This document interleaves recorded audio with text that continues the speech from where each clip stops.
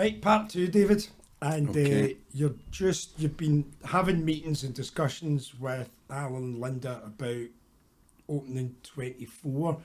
So from day one of Alan and Linda talking about buying the building and turning it into what it is. So were you completely part of that plan from day one? Yeah, I mean, at the very start of the conversation, I was asked where would you want to be? You know, what would you want to do? What kind of salon? And my only real game plan was just something big and cool. I mean, that was it. Yeah.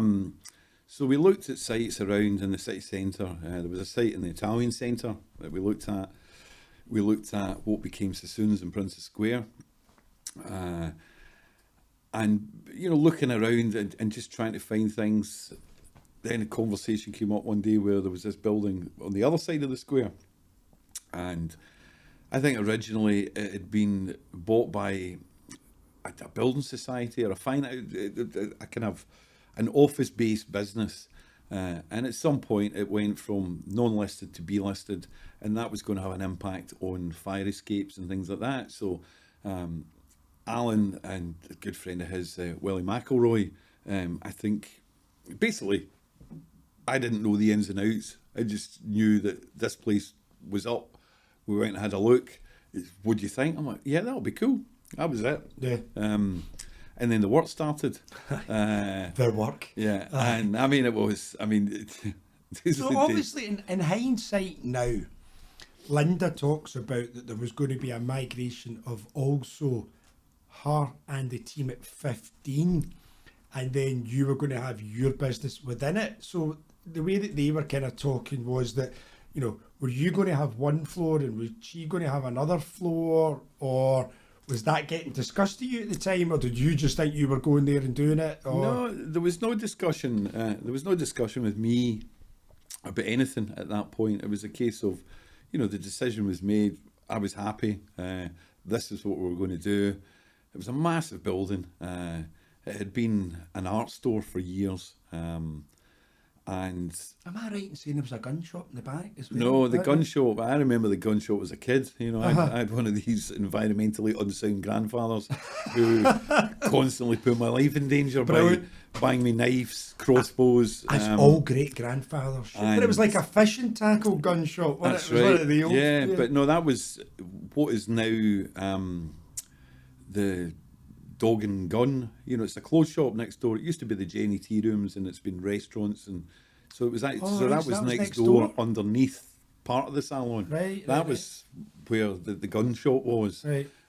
This was always an art store. It used to be McGavigan's, and then they moved across to Queen Street, and then they're down sort of Merchant City. Got it.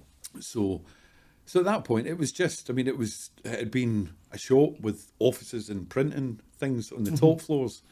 So, yeah, we just started going in. I mean, work started. I was busy with clients round the other side of the square. So literally, whenever you had a minute, you were over helping out, doing things. I mean, you know, seeing a bunch of unmanly hairdressers as some of the guys were. I mean, we had look. You know, you'll never see anything as funny as a hairdresser of that persuasion and that sense of style with a sledgehammer. It was comical.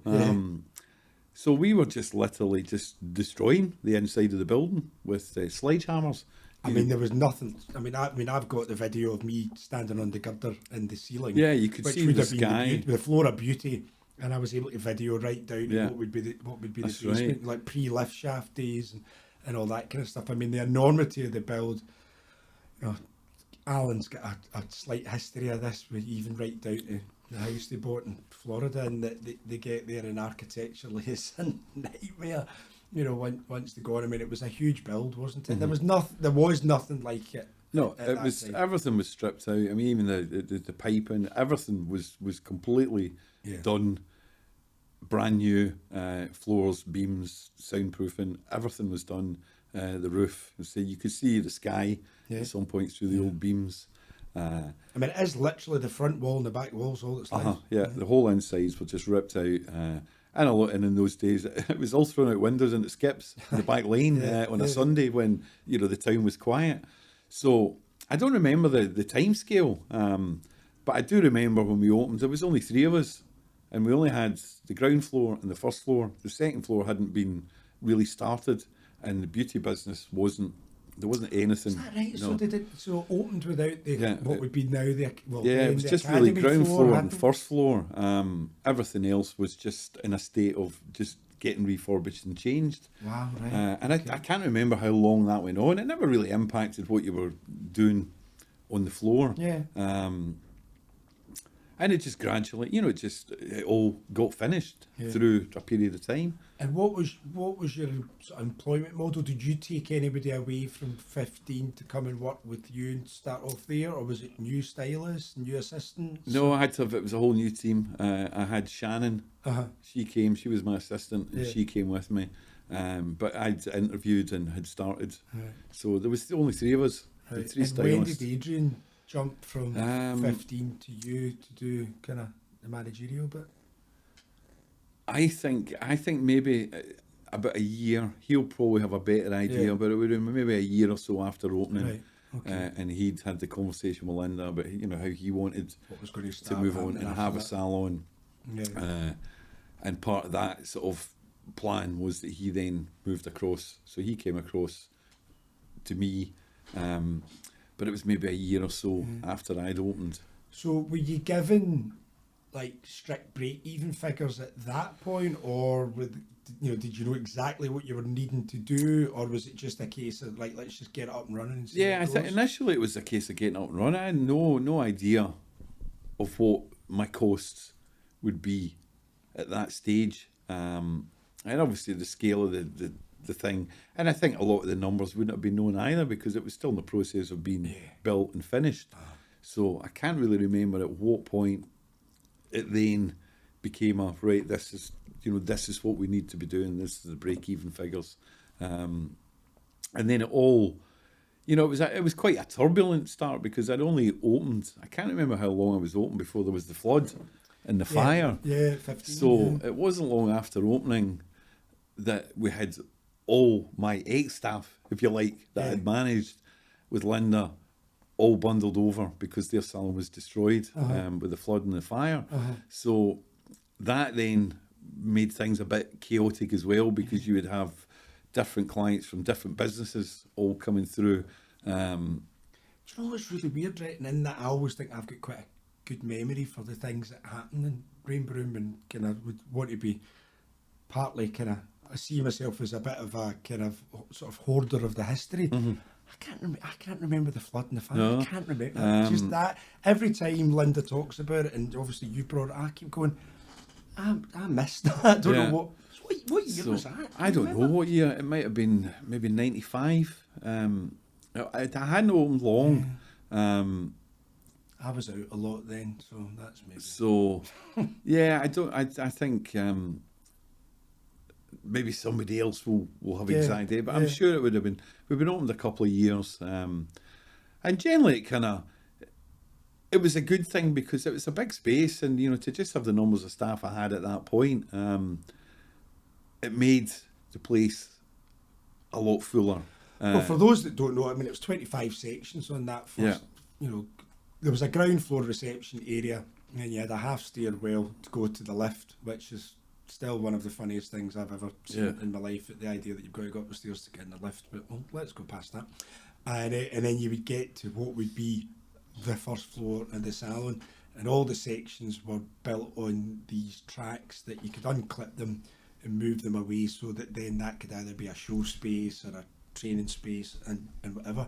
But it was, I mean, Buchanan Street felt like a big floor back in the day, and then between the sort of window size that you had and the space that you had, and then the height of the ceilings that you had, that floor was just huge. Yeah, it was a and big the idea area. of 3 of you rattling about in it is, and so how long, out with 15 coming over and invading your space at the time, so how long were you sitting with that small amount of client? Stylists? No, I don't think it was that long. That was just the initial sort of period. You then were starting to get people applying for jobs, and it was a time where the brand the reputation, everything that we had all built up, you know, and had carried on from all the work Alan and Linda had done with their own salons, you know, there was just change. And there was a lot, you know, there was a lot of interest in hairdressing. There was a lot of guys coming into hairdressing at that sort of era as well. So I don't think if it had taken too long, you know, I'd have gone out of business. You know, so I guess... Well, what Linda explained was that really it was her plan B, and that, you know, well, if David makes it, well, that's great, but we're not sure that that's going to happen, so I'm going to go into that space. And obviously, they got the extension at 15 to be able to stay there longer, and B, by the time all that happened, you'd created the headache of going, well, sorry, it's too busy now, and then they utilised the second floor for the training. That's so right. It was about Alan and Linda having to find George Square and moving on.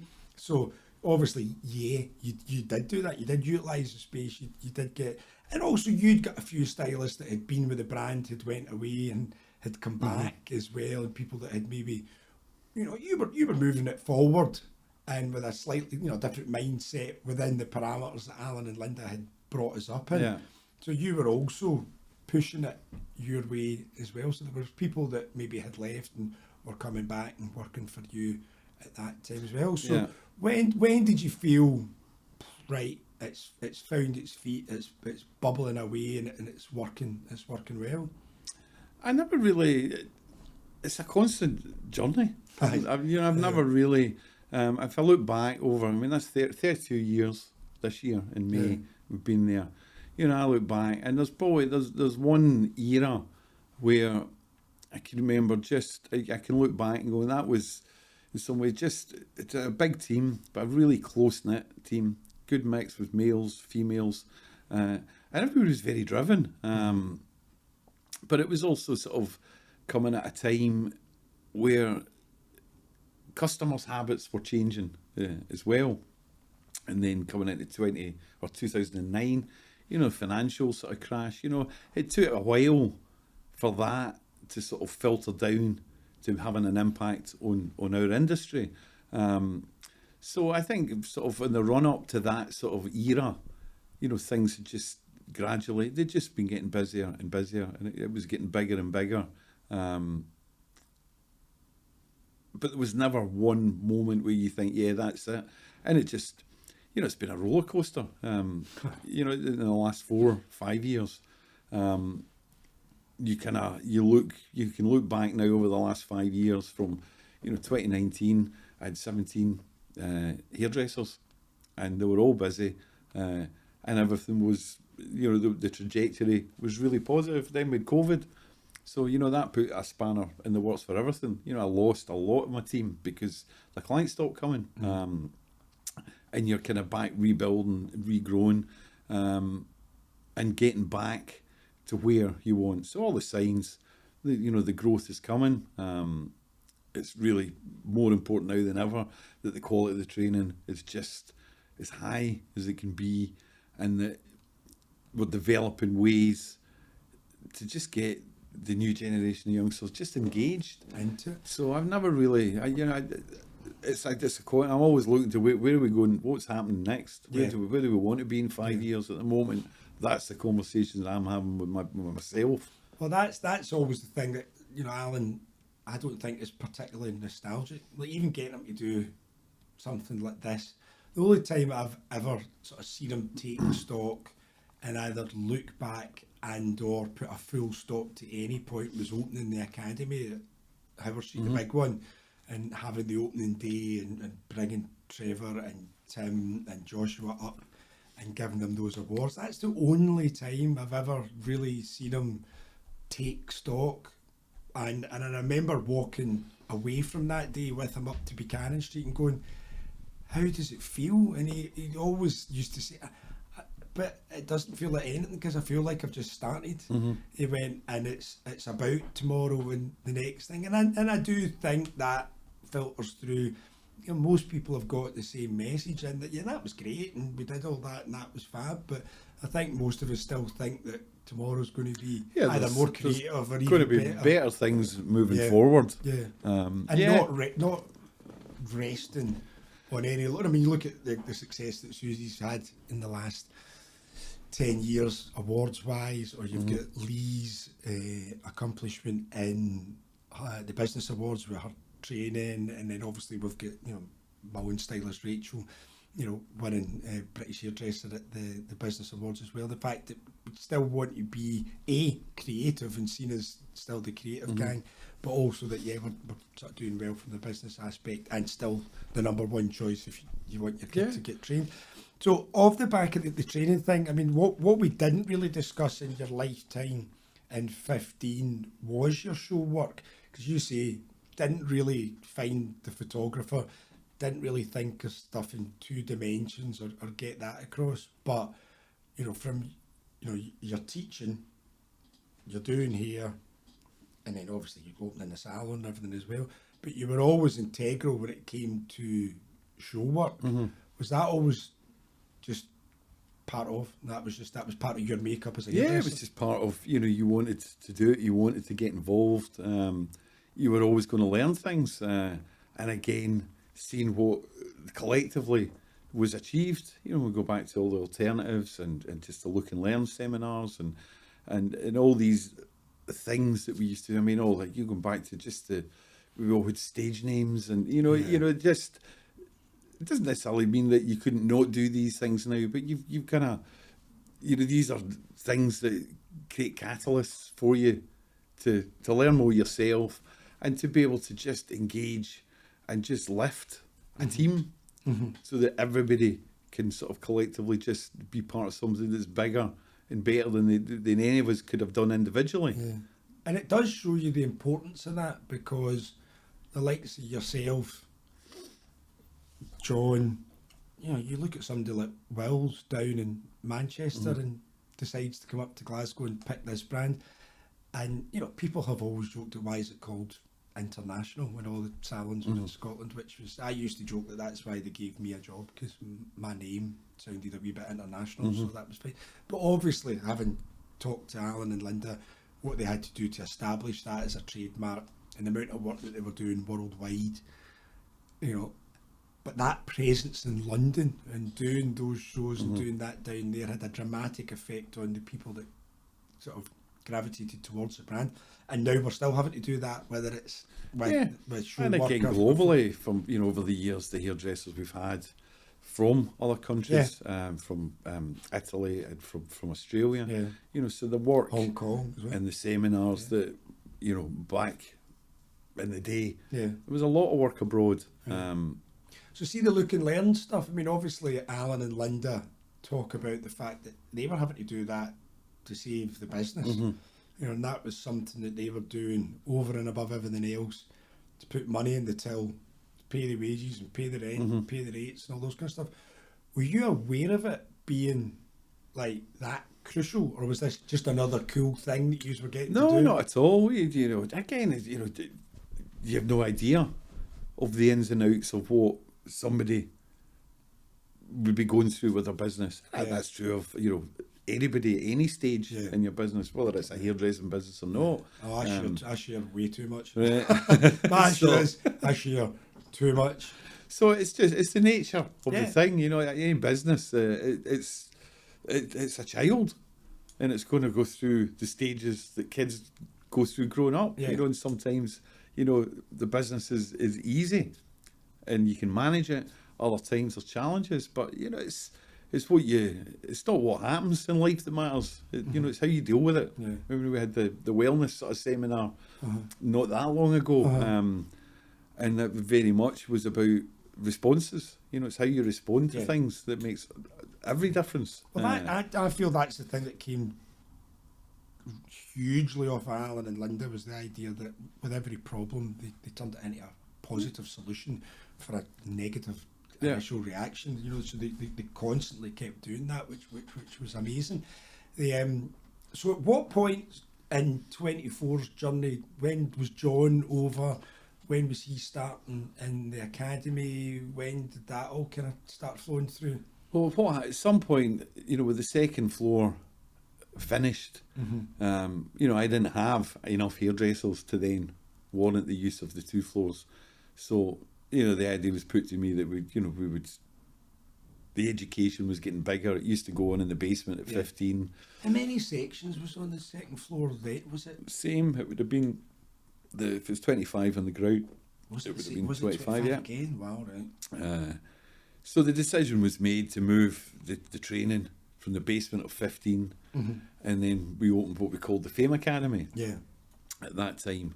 And initially, all the graduates, so all the kids from all the salons that had finished their apprenticeships and were now doing their models, came across. Like a 4-month finishing school, So wasn't it was 3 months. Right. So they were there for 12 weeks.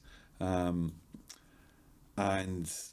I can't remember if that was when Alan... I think you'll find it started off at 16 and we moved it to Right. 12. But So at some point then, Alan would be there once a week to go through things with them. But then we were having company-wide Wednesday night Kaizen meetings.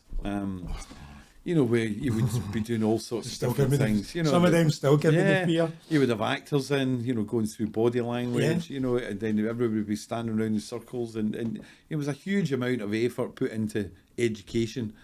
But it was a time where everybody was happy to do it. And there was no working time directives. There was none of just the hurdles that you now have with things for people. And they don't have to be a hurdle. If somebody wants to learn something, they have the option. You can give up some of your life to learn something, or you can not give up some of your life. It was less dramatic in those days. So at some point, the Fame Academy then, it just started getting bigger and getting busier. And he just needed somebody managing. And that's when John then came over, and he ran the Fame Academy on the second floor.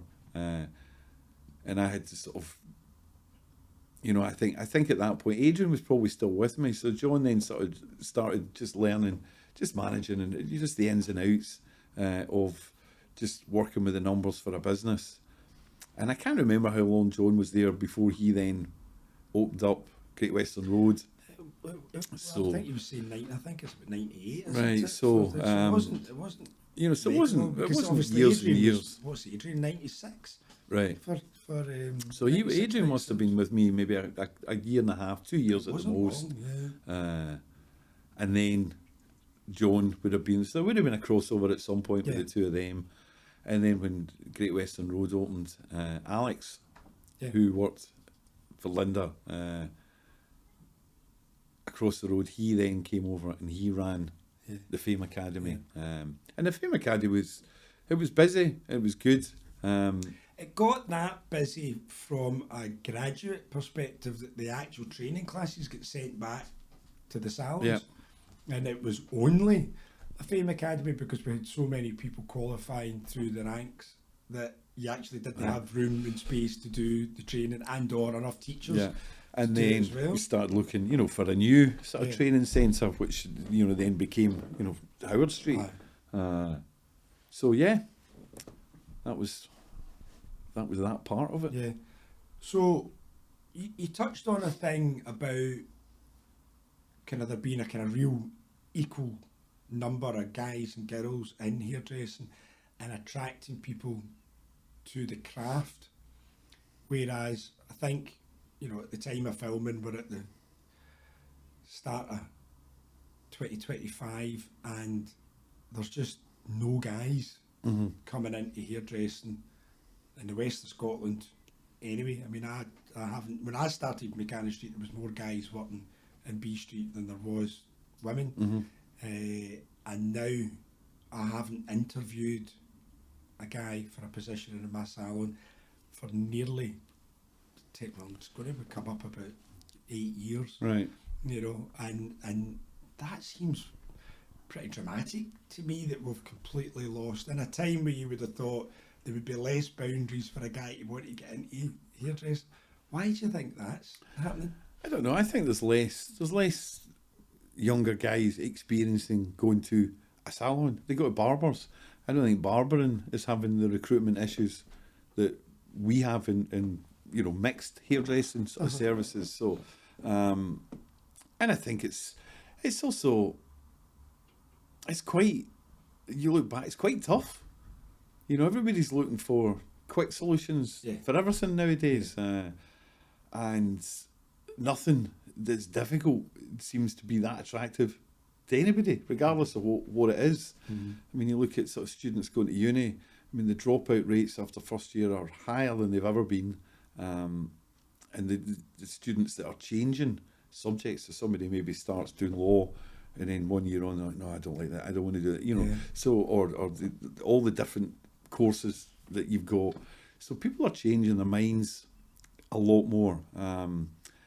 I think we're disadvantaged as an industry because the decisions that people are having to make, they're too young to be making them. And a lot of the skills that you see hairdressing have, they're kind of soft skills that certainly don't tend to be valued in the same way that some of the academic skills in schools. I mean, historically, a lot of guys would come into hairdressing after trying something first and then coming into it.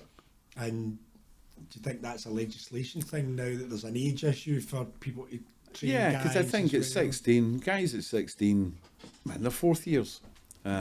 So they've just discovered really the kind of music they love. They're still dotting about with their mates.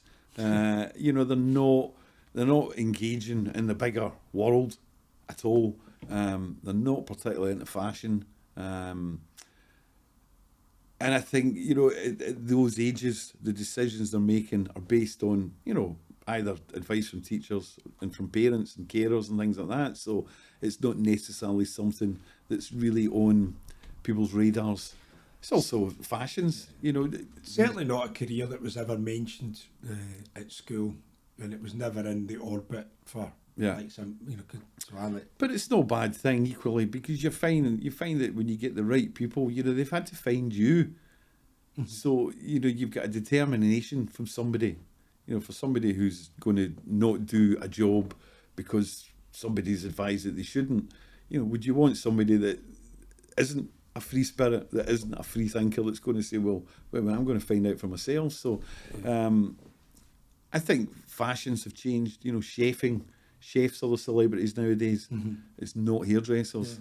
You know, you know, we just recently, Trevor Sorbet passed away, and youngsters, they don't know who these people are. You know, our clients know who, older clients know who these people are from what they've done in their years in the industry, but youngsters generally don't. You know, you go and do talks in schools, and their perception of hairdressers nowadays is somebody that comes and cuts in the kitchen.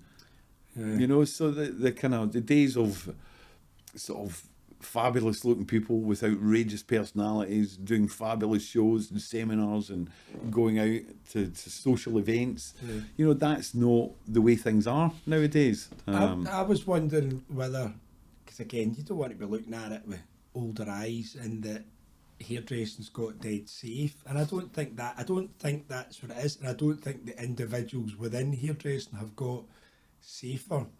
Obviously, as you know, when I was, what would I have been, 15 when I first came to you to get my hair cut, you know, walking into 15 at that time, it was mental, you know, and all of a sudden you're like, wow. And where I'd grown up, and the family that I came from, a family that I thought was already kind of flamboyant and exuberant, and nobody had a normal, you know, there was no idea of having to do anything normal. I was lucky that way. It was just, as long as you do what you do it to the best ability, get on with it. But if you're not working, you're working in the chip shop. So that was your motivation, was just do anything else. And we all worked with the public. There's none of us are in an office and locked away from anybody, you know.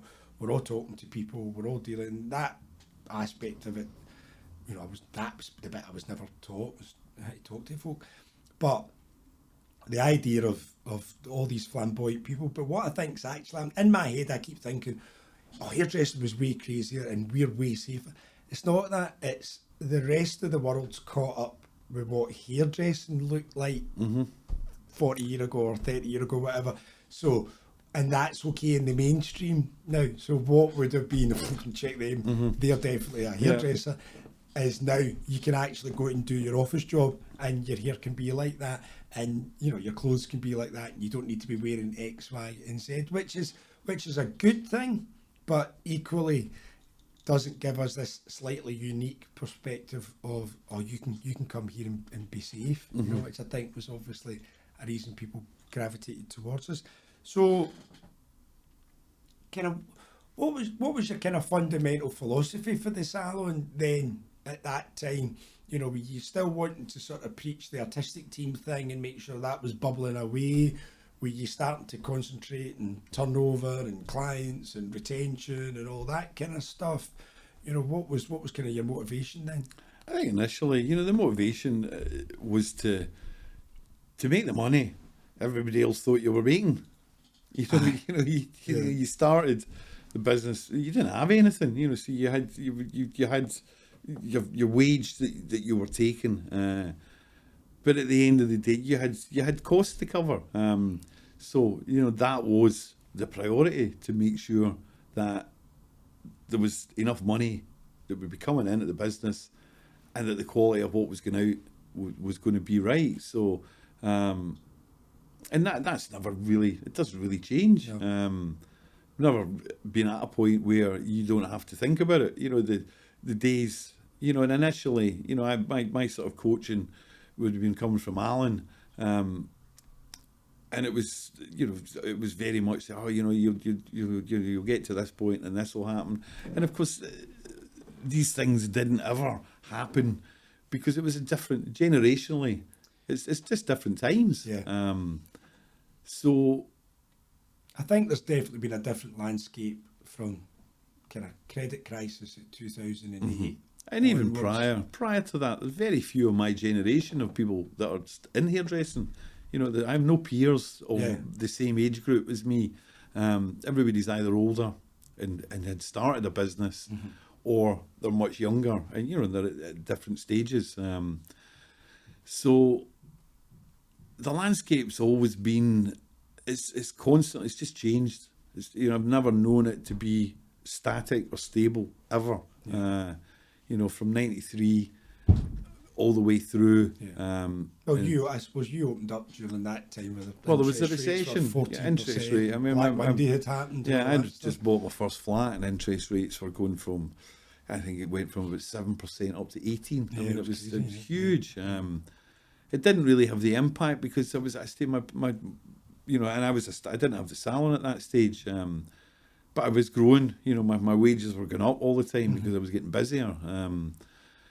But to say beyond that, you know, you then start sort of doing other things, and then you start a family, and you know, all of these. So it's just been a constant state of change all the time. So there's never really been any stable period in the 30 odd years. So I know that I would know what that would be. You know, you have to be on the gas all the time. Yeah. And do you think 45 minutes? 45? 45, sorry. Do you think recruitment is more difficult, easier, just the same, different? Where do you feel it is now? I think recruitment's always been difficult. You know, you're trying to sort of sit down with a stranger who's not at ease in an environment where you're having conversations. So I don't think it's ever really been easy. And sometimes you get lucky and sometimes you get unlucky. Yeah. And I don't think that's ever really been any different.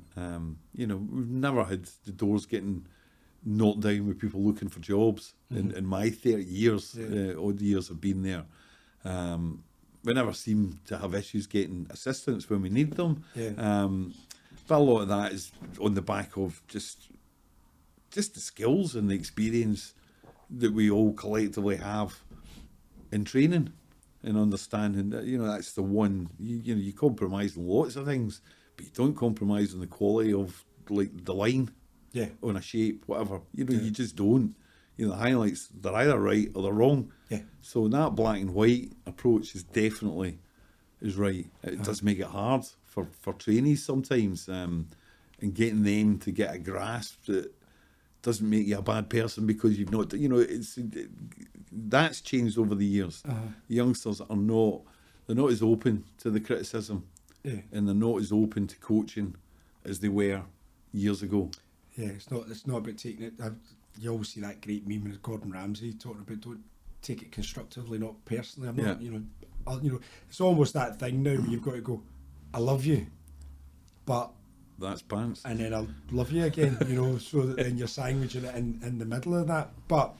And you're still training nights, you're the teacher, you're the guy, anybody that's grown up under you, they're coming through you, aren't they? You've not passed the buck on that. Or no, I mean, it's very much a shared thing within the salon. It's, I've got a lot of hairdressers with just decades of experience. So, you have to utilise their skills. And there's always going to be assistants that you've got that some you have more of a connection with than others. And some, if it's stylists in the past, there's no connection. There is, but you can't communicate with them in the way that you can with somebody else. So you've got to have a rounded group of people that are all singing from the same hymn sheet, and they can deliver the message in a slightly different way. And sometimes it's easier when it's not the boss, that says it as well. So you've got to utilise everybody in your team because everything affects everybody. I've found the transition of being a salon owner and being older now actually trickier than I always thought. Oh well, when I'm older and I'm miles older than my team coming through, it'll be really easy to just kind of be the boss and have that age gap thing. Whereas I actually found that more difficult. Whereas when they were in the trenches with me, going out with me, eating, drinking, partying and working, and they were all together, I found that really, really easy. Whereas I would now just look like a real old weirdo hanging about with my team at night time, that way I wouldn't do that. So I've actually found that quite tricky, but I mean, I've said this a million times, I struggle with the kind of unity of training now and the parameters in which I grew up in and what we could do and how we could do it are kind of gone. And I know the issue is I've got to fix that, and I get that. So highlights, pardon the pun, if you're kind of looking at your career, is there anything that really, moments in time that really stand out for you? I mean, for me, the moments are what happens with a client. Yeah.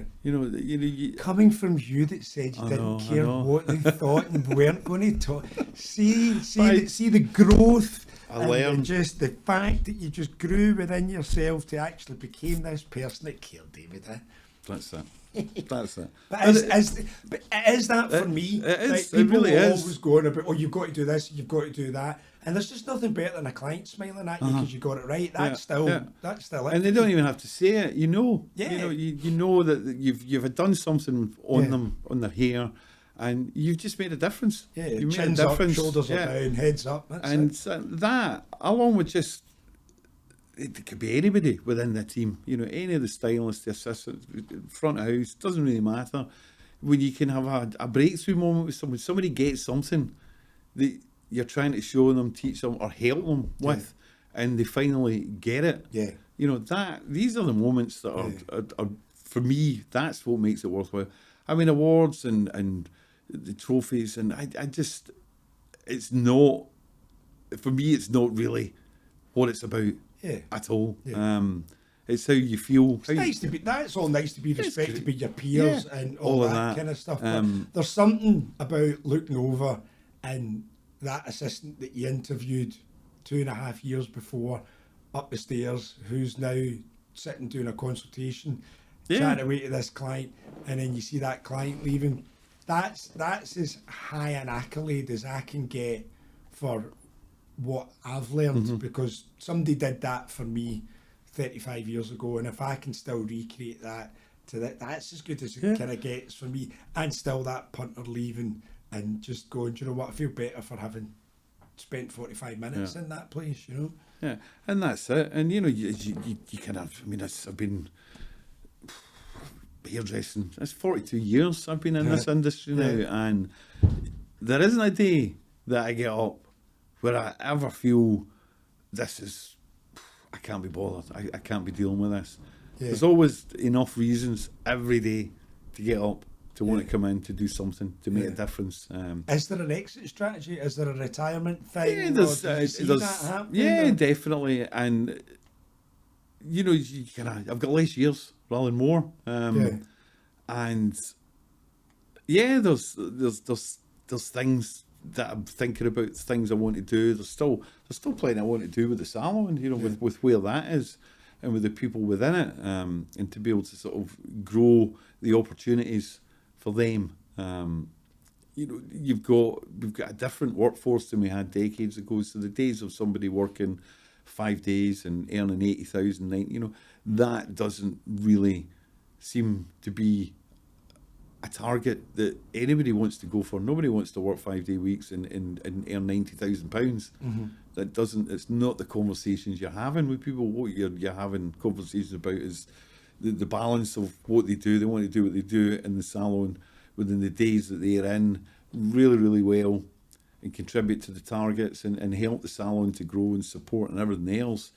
But you want them to have the rounded education and the skills that if they want to expand into other areas that have got nothing to do with the salon and with you, that is a thing. That's the thing. That is coming. We struggle with that because we were so far away from that, where we were all in and all encompassing, whereas now everyone's going, well, I want to do a bit of this and I want to do a bit of that and I want to do, you know. Yeah, I'm okay with it. I kind of, with any sort of member of staff, you know, if somebody can come in and go through the apprenticeship, do the training, and then they become a stylist, and then they start to do what they're going to do, and then they decide they no longer want to do it with you. I've never really had issues with the people. Where you will have issues is when people are unprofessional, when people are disrespectful for the opportunities that they had. You don't want thanks, but you want respect, because you've given somebody that. So in a situation with somebody who maybe at the early stage is saying, oh, I'd love to have my own salon one day. I mean, that's a conversation that trainees have. Yeah. So when they then qualify and then actually get to a stage where they have that opportunity that they see, you cannot be happy for somebody. You know, their goals all of a sudden no longer align with yours. Yeah. But you've got to look on what you achieve with the person, how they grew, what they gave you. So I don't really... Hairdressing's tricky and unique in that way. Yeah, so that you've almost, to a certain extent, you've got to let them go and fly. And I think there's also an onus on us of taking what Alan and Linda have built and then taking it on to the next level. And the other thing to remember is that, you know, somebody said we're here for a good time, not a long time. Yeah. But equally, within a working sort of environment and a working world, you know, we're all here to do what we're going to do. Nobody's got any idea what the future's going to be for anybody. No. You know, and I've had the opportunities of staff that you've trained that have grown up and come through the thing, decided they want to do other things and come back. You know, so your own integrity with somebody is really important. And if you're going to trust people and help them grow and give them the support and everything else, and then all of a sudden that changes for them for whatever the reasons are. I've never really felt unhappy about these situations because you don't know what the future's going to hold. I've had people come back to me. You know, and it is that you're not burning bridges. You're not burning bridges, and you know it's the whole. I don't know who said it, but you know, you never remember what anybody tells you, but you never forget how people made you feel. And it's important that you kind of keep that balance. And we're in a stage of turmoil where people talk about work-life balance and in all these different areas. And some people are just naturally workers, and some people aren't. And at the age I'm at now, you know, I'm now knowing people that are sort of decided that they're taking early retirement. But these are people that, friends, they've spoken about it for years. They've had this grand plan. They were already, But the plan was just to retire. So, of course, they've now started doing it and realising, right, okay, I love golf, but I'll do it tomorrow. You know, they kind of... So I don't know. You know, there's things I want to do. There's other things that I want to explore. But it's still you know, what you want. You want a legacy. Is what you want. Do you feel that way? Yeah. Yeah, absolutely. You know, there's still lots to do with the salon. There's still lots of growth I can see with the people that I've got within my team. And every year you're getting new people. Yeah. So, and I think that's what we're trying to create here as well, so that we've got a kind of historic. What's the word I'm looking for? We've basically got a background of the brand, yeah, and how we created what we created, so that the next generation. You know, Alan talks about it being a 100-year company. Now, you and I aren't going to see this, and some of the stylists that came after us aren't going to see it as a 100-year brand. Well, we're 45, so what, another 55 years? Yeah. What, you're getting cryogenically frozen? No, I'll be 116 by then. Oh, I'll be all right. Well, I won't be here. I know that for a fact. So, in all of your career, you know, has there been any standout client? Has there been anybody that's just kind of, wow, they were amazing, that was amazing? Yeah, I think you kind of, you know, a lot of the... It's me, right? We're not even going to let him finish that question, right? And the idea that, to this day, it is the absolute truth. The then person I was seeing at the time, I'm walking through Royal Exchange Square, 15's there on the left-hand side. It's like, you should go in there and get your hair cut. Now knowing what I know, he didn't have a clientele. He wasn't the finished article. He probably was just on the floor. And I get the new guy. And fast forward 2 years later, I'm sitting going, how did you become a hairdresser? And it's ask me, you know. So the idea that it actually backs up everything that you're saying, right? Yeah. You gave a monkeys about the image that you were portraying, your passion for the brand, and the guy that you persuaded into it to fall in love with it in 1988, 9, and then join it in 90. You've still got those same values now. Yeah, I really don't feel any different. I mean, the only thing that's changed is that I don't have to do anything to injure myself anymore. Right. You know, I mean, that's a new you can wake experience. Up, coming up to 60, I can go to bed and wake up injured. I used to crash a motorbike to do it, fall out a tree, fall through a roof, things like that. But now, just sleeping but it's does all it. those good life experiences are the reason you're waking up Well, sore possibly. now, because if you hadn't burst yourself up in those bike crashes, that would be it. That's possibly true. So I think that's a perfect spot to sort of end on. Obviously, I've got a massive thank you for not only being my pal, but being my inroad to hairdressing in the first place. I know you're not. I know I'm not going to get you emotional that way, but and also anybody prior that's been in the brand watching it or is going to be joining it from seeing this knows how important you've been to all our careers. So from behalf of everybody watching and from Rainbow International, thank you, David. You're very welcome. I think I would have probably gone further in my career if you hadn't all held me back as much. But I'll take that. I'll take that. Yeah. Brilliant. On that note, David. All right. Thanks.